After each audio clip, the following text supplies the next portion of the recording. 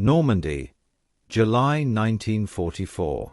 Dawn breaks cold and wet over a maze of hedgerows near Tilly-sur-Seulles. The mist hangs low, clinging to the fields like smoke that refuses to fade. Inside a British Sherman Firefly, the air smells of cordite, oil, and nerves. Corporal Alan Williams steadies his hands on the breech. They've been waiting since 0400 hours, engines silent, hearts louder than the rain tapping the turret. Their commander whispers through the throat embassy, "Enemy armor expected on the road. Hold your fire until my mark." Williams reaches into the ready rack, grabs a shell in the half-light, and rams it home. He doesn't notice the faint stenciling. High explosive, not armor-piercing. The loader calls out, "Up." Engines growl in the distance. Panzer silhouettes emerge from the mist, first one, then a dozen. The convoy moves with mechanical confidence, unaware of the gunner hidden just 50 yards ahead. The commander gives the mark. Williams fires.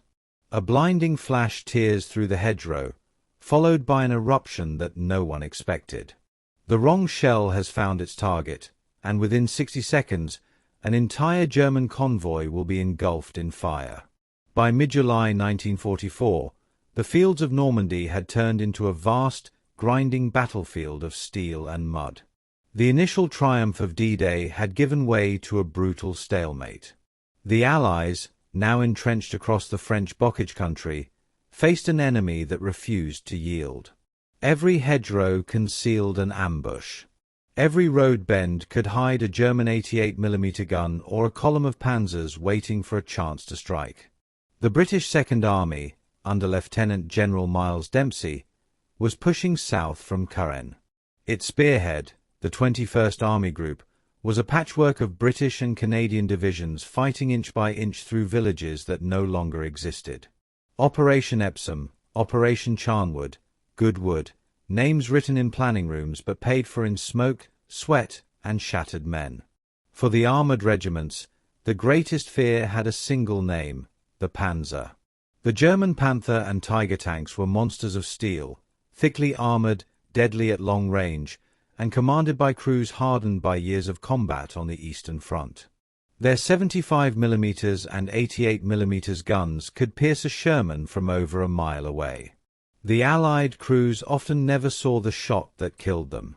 The standard M4 Sherman was a workhorse, but it was no match for the big cats of the Wehrmacht.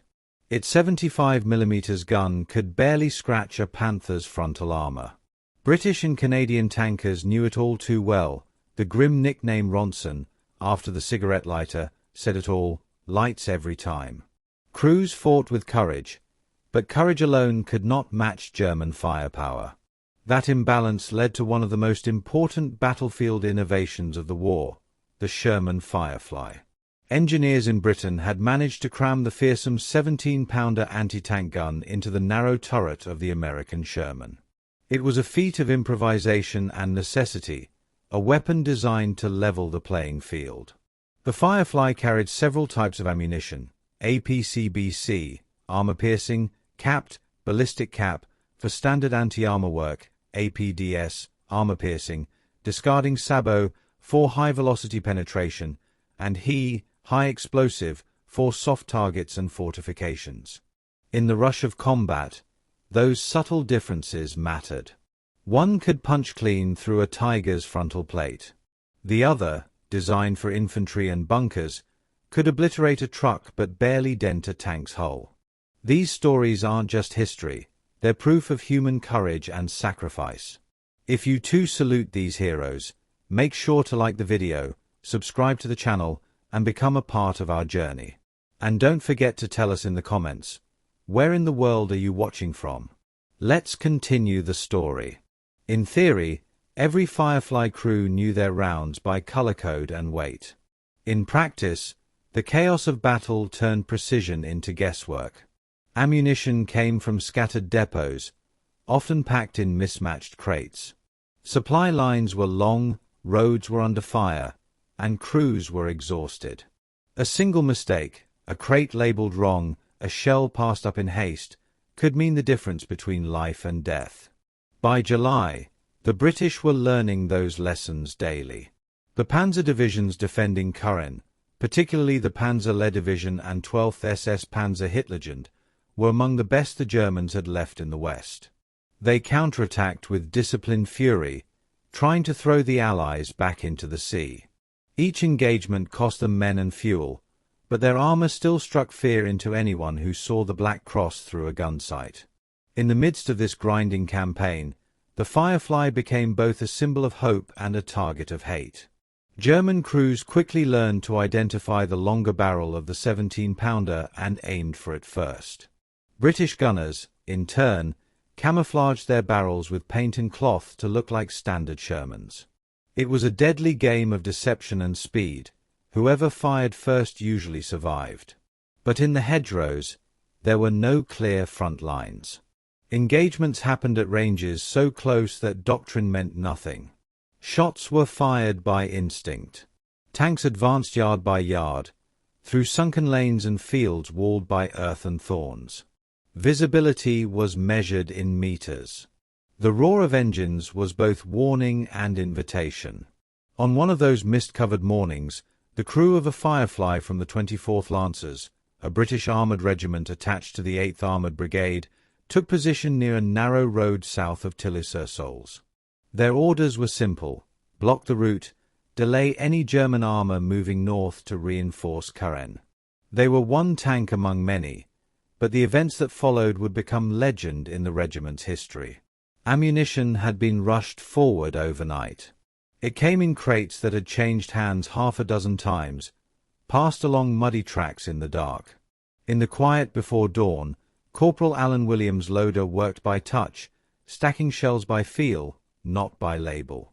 The difference between a 17-pounder He and APCBC round was subtle and easy to miss in low light. The stage was set for a mistake that would change everything. The British advance through Normandy was never a single, clean line of progress. It was a mosaic of small, desperate actions fought in places that barely appeared on maps. Villages like Fontenay-le-Pesnel, Hautet-les-Bègues, and Tilly-sur-Seulles became graveyards of armour, burnt-out Shermans beside shattered Panthers, tangled in hedgerows that turned every field into a trap.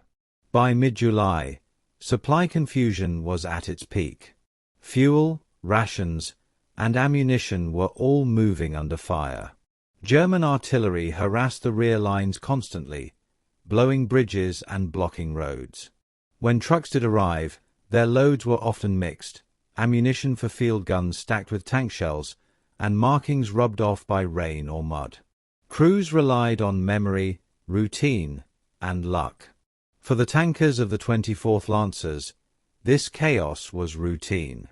Their Fireflies, just a handful per squadron, were prized assets but also magnets for trouble. They carried the power to destroy Panthers and Tigers, but their long barrels made them obvious targets. So they were used sparingly, often held back until enemy armour appeared. On the evening of July 16, 1944, reconnaissance reported German armour regrouping south of Tilly-sur-Seulles, moving along the narrow country lanes toward British lines. The 24th Lancers received orders to take up concealed firing positions at first light. Among them, Corporal Alan Williams' tank, Firefly Cheetah 2-1. Their crew had fought together since the landings. Williams, a calm and steady gunner from Nottingham, had learned his trade in North Africa. His commander, Lieutenant Peter Holmes, was only 24 but already carried the fatigue of a lifetime. Loader John Burkitt and driver Frank O'Neill rounded out the crew, young men hardened by weeks of fighting and too little sleep. They took position in the dark, reversing into a shallow depression behind a hedgerow overlooking a dirt road. Visibility was poor, but the line of fire was clear enough. To their left and right, other Shermans dug in, a defensive net waiting for a convoy that might or might not come. Inside the turret, the men spoke little. Each knew his task. Williams checked his gun sight twice, adjusting elevation for 50 yards, the likely engagement range in this terrain. Burkitt stacked shells from the ready rack, separating what he could by texture and color, though in the red glow of the turret light everything looked the same dull bronze. The Firefly's ammunition was varied. APC-BC rounds weighed slightly more and had a pointed, capped nose. He rounds were blunt-tipped, designed to explode on impact. But under stress, and in near darkness, those differences vanished. The men had spent weeks alternating between anti-tank engagements and support fire against fortified positions. In the moment, it was easy to misload a shell meant for another mission. Meanwhile, the German column that would stumble into their sights was moving north from Vire. It was a mixed convoy, a dozen Panzer IVs, a few Panther Ausf. GS, and several half-tracks carrying infantry from the Panzer Division. They were withdrawing after a failed counterattack against British positions to the south. Fuel was low, morale lower. Yet discipline held. They moved in tight formation, tanks leading, infantry following. To the Germans, the road was familiar ground. They had used it before, assuming British armor was still bogged down miles away. The hedgerows gave them confidence and concealment. But they did not know a Firefly lay waiting less than 100 meters off the road, gun-trained and hidden under a net of leaves.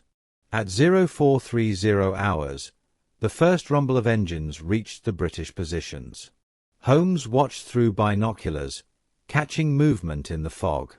The sound of clanking tracks grew louder, steadier, the mechanical heartbeat of the Wehrmacht rolling closer. "Stand by," he whispered into the intercom. In the turret, Williams steadied his breath.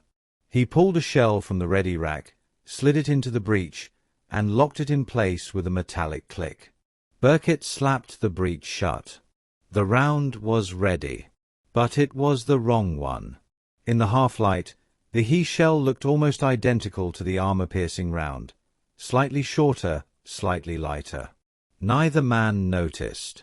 Both were too focused on the silhouettes now forming through the hedgerow, angular turrets, crosses on steel, command antennas swaying with motion. The convoy was about to enter the kill zone.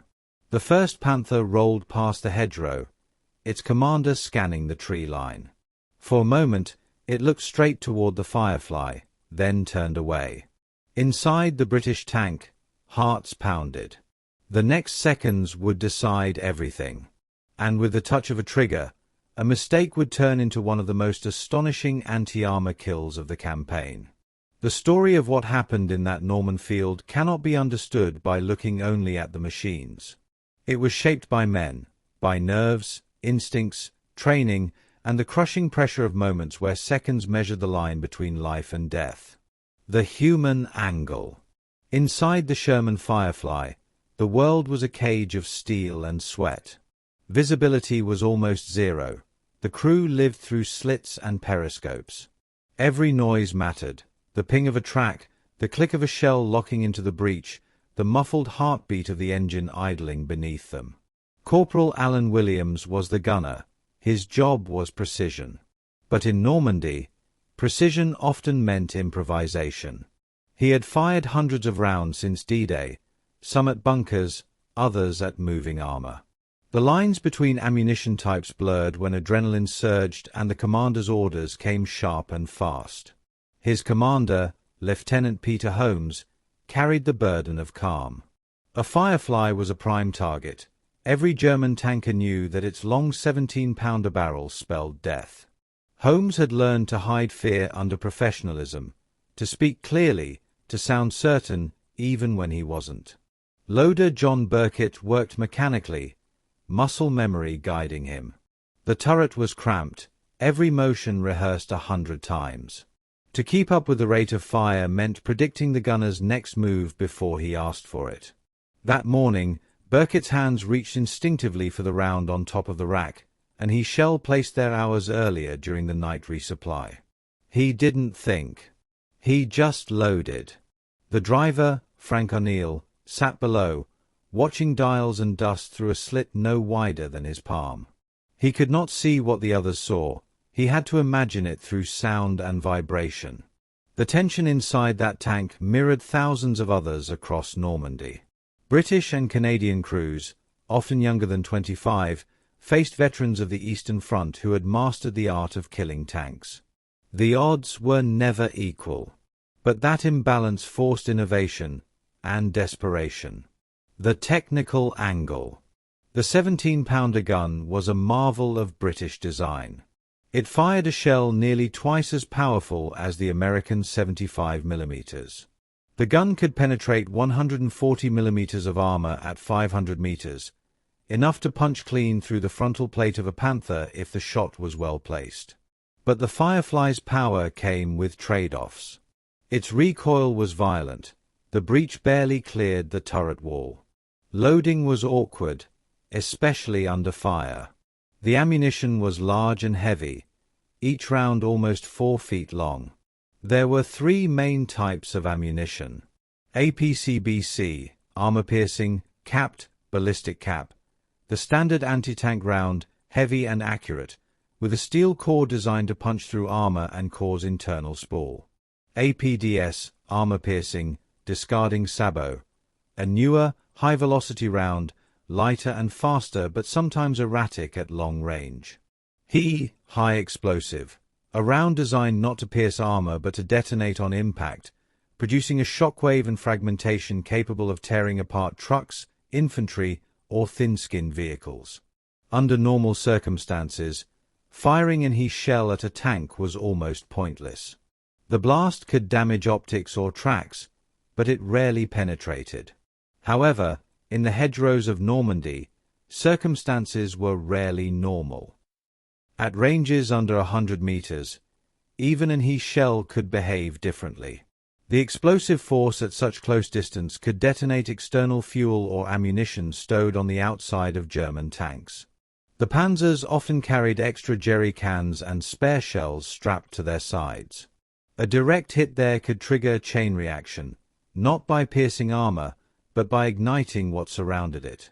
This was the razor-thin margin where physics and luck overlapped, the moment where the wrong round could do impossible damage. The enemy angle. The German convoy was led by Panzer IVs, followed by a few Panthers, heavier, more menacing machines. Behind them came half-tracks and supply trucks carrying fuel, ammunition, and men. Panzer Lehr Division was no ordinary unit. Formed from veteran instructors and armored specialists, its men had fought on multiple fronts. Even after weeks of attrition, its crews were among the most disciplined in France. But the division was bleeding. The Allies had bombed their convoys relentlessly. Fuel was rationed, communications frayed. Still, their commanders pressed them forward, toward Caen, toward another counterattack that might yet restore the crumbling German line. The convoy moved in textbook formation. Tanks first, infantry support behind, logistics last. It was a method drilled into them from years of combat. But in Normandy's hedgerow maze, textbook formations offered no protection from what they could not see. To them, the hedgerows were cover. To the British gunner waiting in silence, they were concealment, the perfect ambush screen. As the 1st Panzer rounded the bend, the field was still and damp. Steam drifted from the Firefly's engine compartment. Williams adjusted his sight, aligning the crosshairs on the lead tank's flank, the weakest point in its armor. His thumb brushed the trigger guard. He had loaded what he believed was an armor-piercing round. He expected a sharp crack, a streak of tungsten, and a clean puncture through steel. Instead, what came next would defy everything he knew about gunnery. The tactical angle. In theory, tank warfare was about maneuver, firepower, and coordination. In Normandy, it was about inches. The hedgerows, centuries-old earthen walls lined with dense roots and brush, turned every engagement into a knife fight. Visibility was so limited that tanks could pass within 50 yards of each other without being seen. Rangefinders and long-distance gunnery meant nothing. Whoever fired first usually decided the outcome. The Firefly's position that morning was almost perfect. Holmes had chosen it the night before, a gentle slope behind a hedgerow, elevation just high enough to clear the brush, yet low enough to stay hidden. The road ahead curved slightly left, forcing the German tanks to expose their side armor as they passed. It was the kind of geometry that commanders dreamed of, and gunners prayed for. The plan was simple: wait until the lead tank entered the kill zone, then open fire with armor-piercing rounds. The Firefly's 17-pounder could slice through any German tank on the field. But as fate would have it, their first shot would not come from that deadly ammunition. Williams took aim through his telescopic sight. The lead panzer was less than 60 yards away, its turret turning lazily, its crew unaware. Holmes gave the quiet command, "Target, lead vehicle. Fire." The Firefly's gun barked. The recoil slammed the turret. The shell, a high explosive round, left the barrel at nearly 3,000 feet per second, crossing the short distance in less than a tenth of a second. Instead of a narrow puncture, there was a bloom of light and sound, a violent detonation that engulfed the panzer's side in orange flame. At that range, the shell didn't need to penetrate. It struck the jerry cans strapped to the panzer's hull, each filled with precious gasoline for the retreating convoy.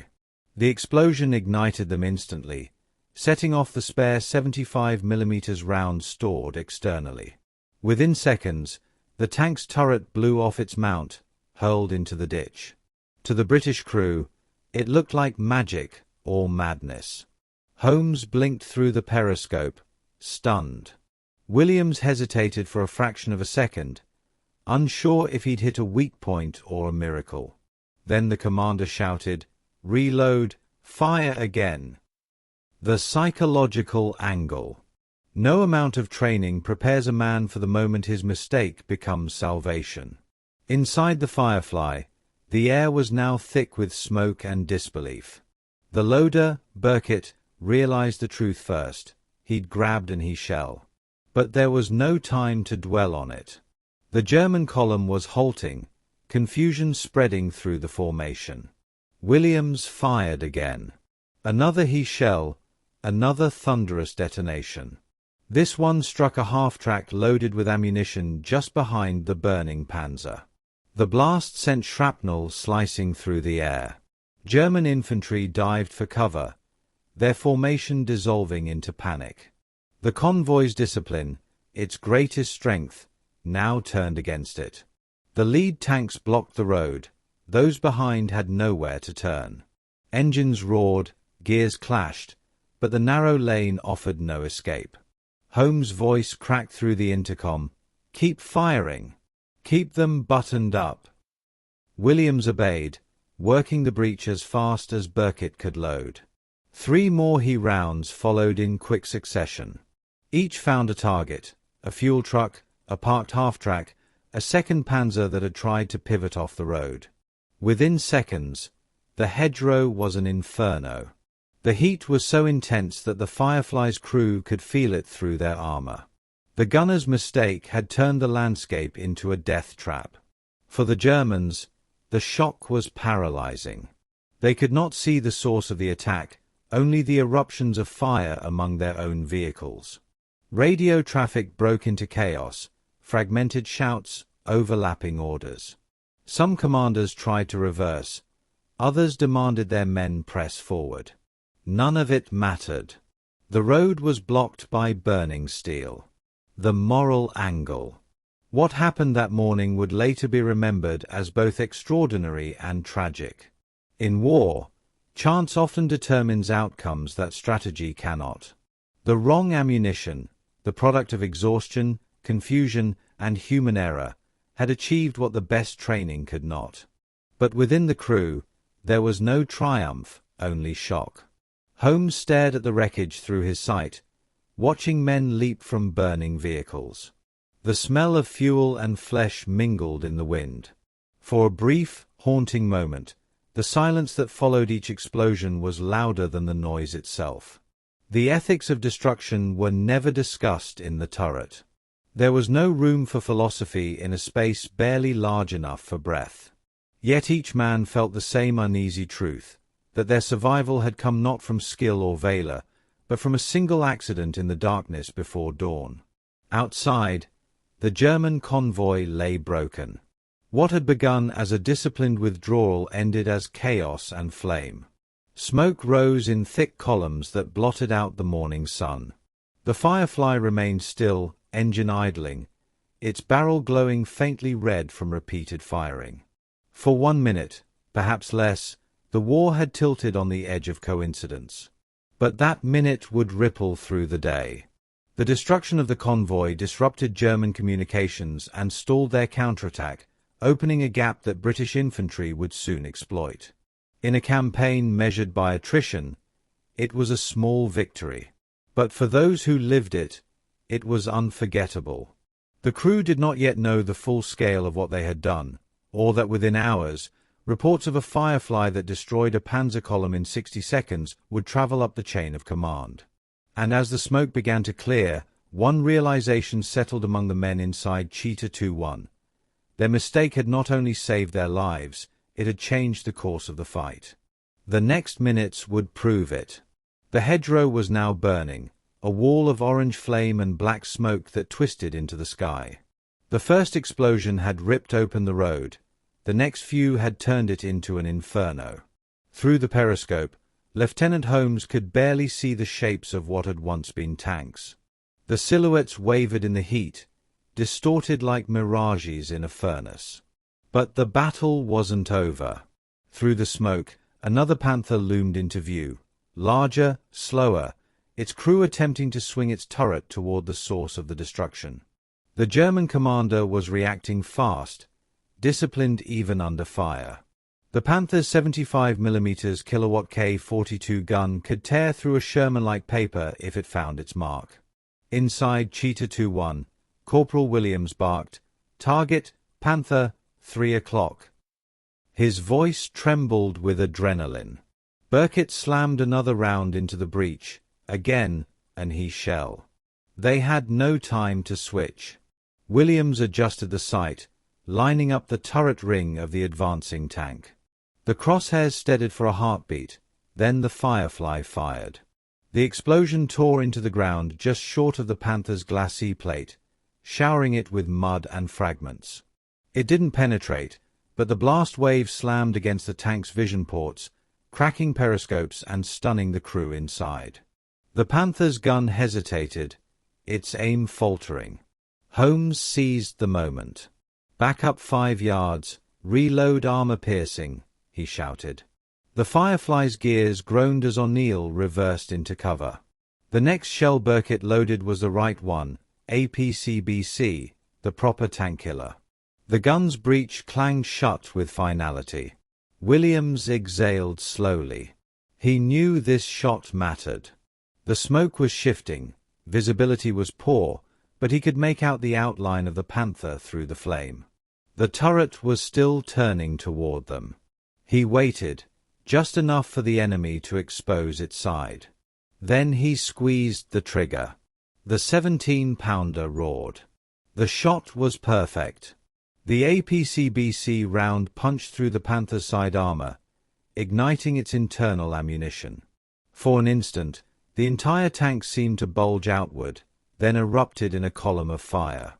The turret lifted off, spinning into the ditch beside the road. Silence followed, broken only by the crackle of flames. The shock of the blast rolled through the hedgerows. Even the nearby British positions felt it. Inside the Firefly, nobody spoke. The air was thick with fumes, sweat, and disbelief. They had just destroyed one of the most feared tanks on the battlefield, and they'd done it after a minute of pure chaos, guided by instinct, luck, and a single corrected shot. But the convoy wasn't finished yet. 2 more Panzer IVs and a half-track remained at the rear, their crews trying to break free of the burning wreckage blocking the road. One tank veered off into a field, crushing its own infantry in panic. The other tried to reverse, but its tracks caught in the churned earth. Holmes ordered a shift in position. "Driver, forward 10 yards. We'll take them from the flank." The Firefly crawled out from behind the hedgerow, exposing itself for the first time. Its engine roared, echoing through the smoke-filled air. Williams traversed the turret, tracking the nearest Panzer IV as it struggled to pivot. He fired again, and he shelled this time, purely by necessity. The blast struck near the tank's rear, throwing debris into the air. The second shot, APCBC, followed almost instantly, punching through the thinner armor of the engine compartment. The Panzer exploded, a sheet of fire venting from its hatches. Holmes could see the last surviving German tank attempting to retreat. "Finish it," he said quietly. Williams didn't hesitate. One more round, armor-piercing, screamed downrange. The shot struck cleanly beneath the turret ring. The Panzer stopped moving. A thin plume of black smoke rose from its cupola, then thickened into fire. In less than 60 seconds of engagement time, the convoy was gone. Fuel trucks, half-tracks, and ammunition carriers burned together in a continuous chain reaction. The air shimmered from the heat. Metal warped and split. The road that had once been a lifeline for German armor was now a corridor of wreckage. Holmes raised his binoculars, scanning for survivors or return fire. Nothing moved. On the intercom, Anil's voice was barely a whisper. "All targets down." Williams slumped against the turret wall, breathing hard. His hands trembled. That can't be right." Holmes didn't answer. He simply looked at the wreckage, the smoke curling over the field, and the rising dawn behind it all. What had started as a desperate defensive action had ended as a one-minute annihilation, one that no commander could have planned and no historian could ever forget. The Firefly's crew had done the impossible. And yet, in the silence that followed, the weight of what they had done began to settle. The battlefield lay shrouded in heat and silence. Flames twisted skyward from the wrecked panzers, curling black smoke that smeared the pale Norman dawn. Birds had fled. Only the crackle of burning fuel and the dull pop of detonating ammunition broke the stillness. Inside the Firefly, the four men sat stunned. Their ears rang from the concussion of their own gunfire. Every muscle ached from the recoil, every nerve from tension. They had survived, yet none of them spoke of victory. Lieutenant Holmes finally broke the silence. "Radio command," he said, voice hoarse. "Report contact and results." The wireless operator switched frequencies. Static hissed before a voice answered, another tank commander from the squadron, calling from 2 fields away. "Cheetah 2-1, what's your status?"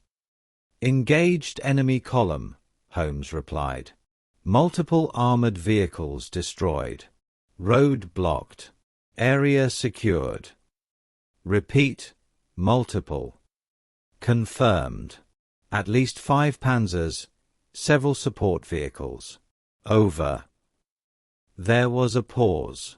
Then the incredulous voice came back. "Say again, 5 panzers, in 1 minute." The line went dead for a moment. Across the network, other crews were now reporting the same thing. Smoke seen rising from the road, fire visible for miles. The British advance units to the north halted, unsure whether they were witnessing a German counterattack or its aftermath. Holmes knew only one thing: they could not stay where they were. The smoke was a beacon. Any surviving enemy patrols would be drawn to it. "Driver, reposition," he ordered. "We'll take cover by that stone wall." O'Neill eased the tank forward, the Firefly's tracks crunching over scattered debris. They passed the shattered hull of a Panther, its turret lying several meters away. The steel was scorched black, the gun barrel bent like a straw. Inside, through the open hatch, a single hand reached outward, still, pale, and motionless. No one spoke. Holmes guided the tank into a shallow depression beside a low farmhouse, using the remaining hedgerow for concealment. There they shut down the engine and waited. The rest of the squadron was moving cautiously to link up, drawn by reports of the engagement. As minutes passed, the scale of the destruction became clearer. What had seemed like one burning tank was now a scene of total devastation. Fuel drums from the convoy had ruptured and spilled down the slope, feeding the fire. Half-tracks and trucks were blackened skeletons. Ammunition continued to detonate sporadically, echoing like distant thunder. Williams stared through his periscope, expression unreadable. "I can't believe it," he murmured. "We were supposed to hold them off, not wipe them out." Burkitt, the loader, rubbed soot from his hands, realizing now how the first shot had gone so differently. "It was he said quietly. "I loaded the wrong shell. God help me, I thought it was armor-piercing." Holmes turned to him. "You did your job," he said. "And it worked." But in his voice there was no triumph, only fatigue, the kind that came after surviving something you shouldn't have. By mid-morning, reconnaissance confirmed what the Firefly crew had already seen. The German convoy had been completely destroyed, 12 vehicles in total, including 5 tanks, 4 half-tracks, and 3 supply trucks. No survivors were found among the armored crews. The destruction had severed a vital supply artery leading to the Panzer Division's forward elements. British command at brigade level initially refused to believe the report. The kill count was too high for a single tank, especially one that had begun the fight with the wrong ammunition. Yet multiple witnesses confirmed the outcome. The column had vanished in a single violent burst of explosions. When staff officers later inspected the site, they pieced together the chain reaction. The Firefly's first shell had ignited fuel and munitions on the lead panzer. The ensuing explosion had engulfed nearby trucks carrying additional ammunition, triggering a rolling inferno that consumed the convoy before most crews could react. The Firefly's subsequent shots, both he and armor-piercing, had finished what the accident began. The incident would be noted in divisional records as an exceptional case of rapid enemy destruction due to explosive chain reaction. No names, no embellishment, just a terse entry that masked the chaos and luck that birthed it. That night, the crew of Cheetah 2-1 rested in a nearby orchard. Mechanics refueled the Firefly, checked its barrel, and restocked its ammunition racks, this time carefully separating he from armor-piercing rounds. The men sat nearby, silent. Holmes lit a cigarette with hands that still shook faintly. "You realize," he said to no one in particular, "we'll never see anything like that again." Williams looked at him, eyes hollow. "I don't think I want to." Burkitt nodded. "Ammunition mistake or not, it was luck. That's all it was."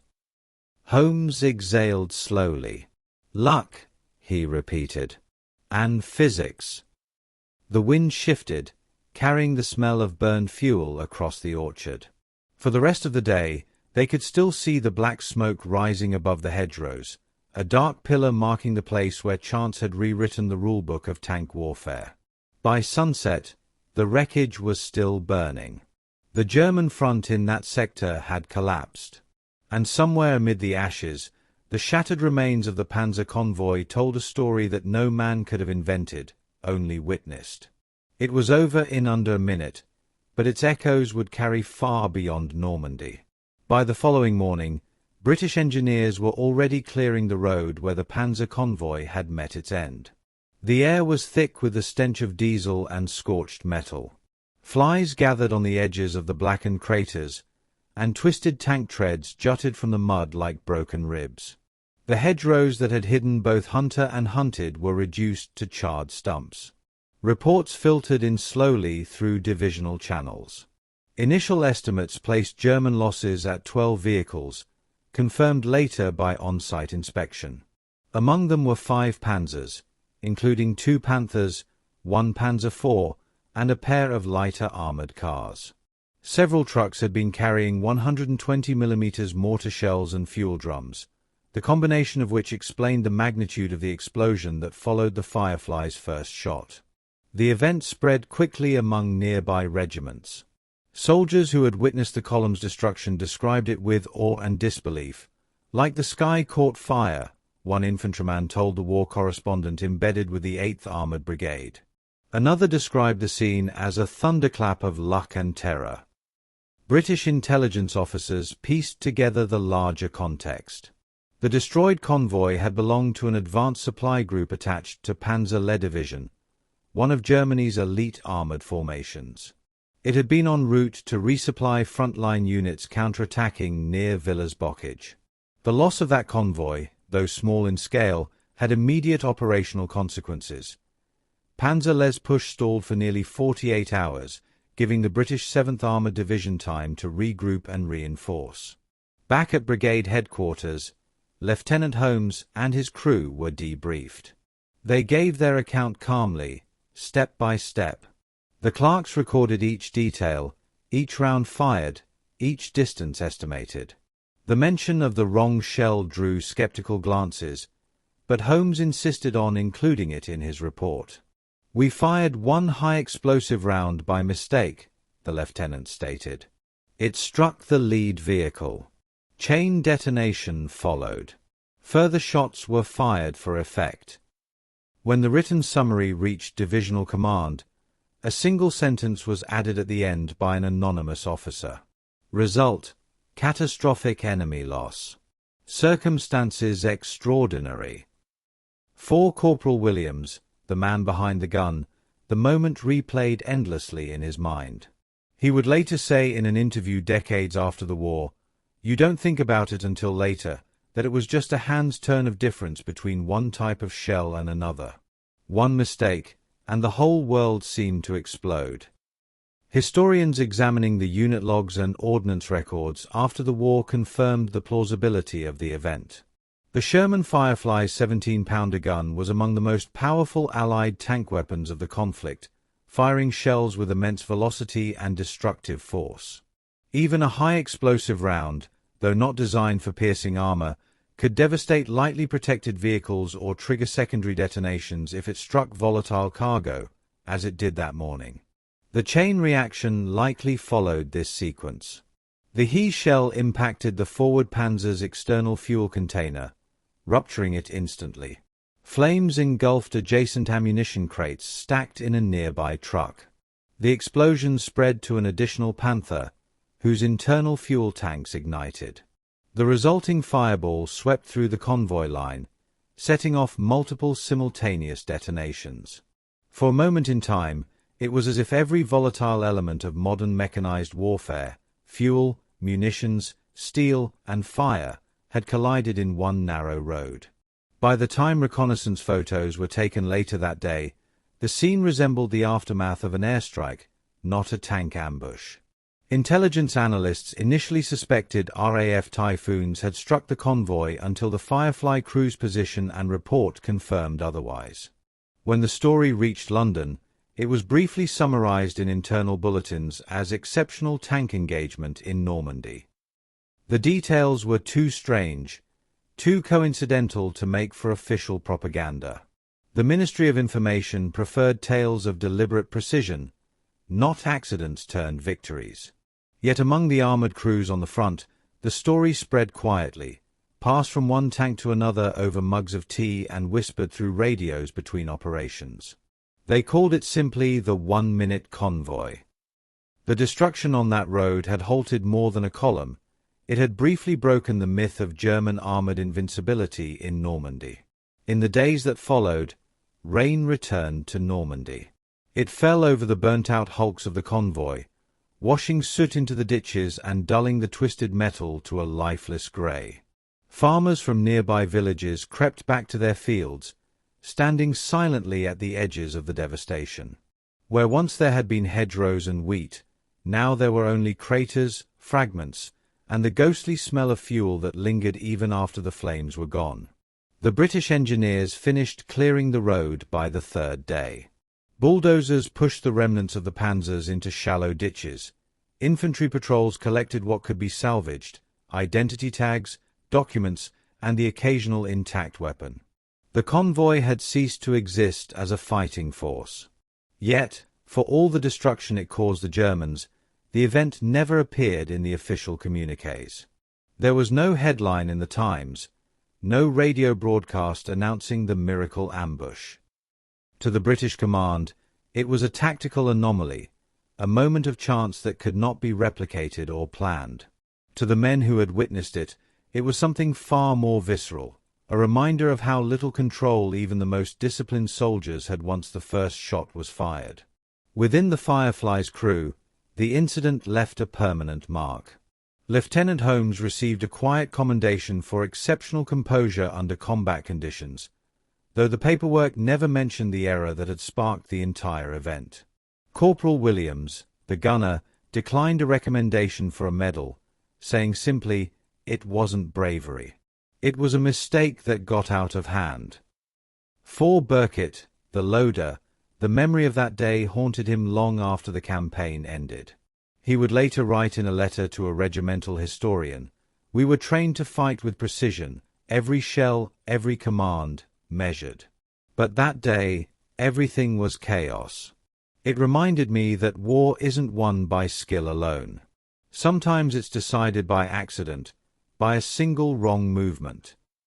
Among armored warfare historians, the 1-minute convoy became a case study in explosive chain reactions and the volatility of mechanized warfare. Post-war analysis by the Royal Armoured Corps Gunnery Branch concluded that a high-explosive shell striking a concentrated mix of fuel and munitions could indeed cause a chain detonation strong enough to destroy multiple vehicles. It wasn't magic, it was chemistry and chance.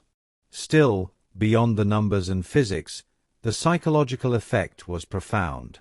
For the British soldiers who heard the tale, it served as a symbol of resilience, that even against superior German armour, the right hit at the right moment could turn the tide. For the Germans, it was a grim warning of how fragile their logistical backbone had become. The Wehrmacht's fuel and ammunition shortages were worsening by the day, and every lost convoy deepened the cracks in their front. The area around Tilly-sur-Seulles would see weeks more of grinding combat, but the momentum had shifted. Allied armour pressed forward toward Caen, and by mid-July, the once-feared Panzer Division was a shadow of its former strength. In a war measured by grand offensives and sweeping operations, the destruction of a single convoy might have seemed insignificant, yet in that corner of Normandy, it meant one less counterattack, one more day of survival for the advancing troops. Years later, when veterans gathered for reunions, the story was retold quietly, often with disbelief even among those who served nearby. Some thought it exaggerated, others dismissed it as rumor. But the records in the war diaries remained, the coordinates, the wreck counts, the photographs. The event had happened. And when asked about it in an interview in the 1980s, an elderly Alan Williams summed it up in a single line that outlived every technical report. "They told us to load the right shell next time. I told them there's no such thing as the right one in a war like that." The rain washed the battlefield clean, but the legend endured, a story born from error, magnified by chance, and sealed by fire. In the vast chronicle of the Second World War, the destruction of one Panzer convoy in a Norman hedgerow might seem like a small, passing note, a flicker amid the inferno that engulfed Europe. Yet, within that minute of chaos, the full paradox of modern warfare revealed itself. Precision met accident, training collided with chance, and one man's error became the spark that rewrote a battle's outcome. History often celebrates the great strategies, the sweeping offensives, the genius of generals, the power of industrial might. But on the ground, wars are shaped by moments far less deliberate. A misplaced shell, a delayed order, a cloud of mist at the right moment, all can tilt the scales of life and death. The 1-minute convoy stands as a reminder that beneath every victory lies uncertainty. The Firefly crew were not heroes in the cinematic sense. They were soldiers doing their job, guided by instinct, fear, and discipline, and, that day, by mistake. Yet through that mistake, they revealed a truth older than the tank itself, that war is not purely a contest of strength, but of circumstance. Their story endures not for its glory, but for its honesty. It captures the fragile balance between control and chaos, the thin line between mastery and mischance that defines so much of the fighting across Normandy. When the smoke cleared and the war moved on, the hedgerows grew back. The road was repaired, the fields replanted. But the soil beneath still held fragments of steel, reminders of that single morning when the wrong ammunition changed everything. Decades later, historians would still debate how one shell could trigger such destruction. Some would point to luck, others to physics. But perhaps the simplest explanation came from Corporal Williams himself, when asked how he wished the story to be remembered. He paused for a long moment, then said quietly, "It wasn't luck. It was just war doing what war does, turning mistakes into fire." And in that, his words carried the weight of every battlefield, where chance and courage intertwine, and where history is written not by perfection, but by the unpredictable hand of fate.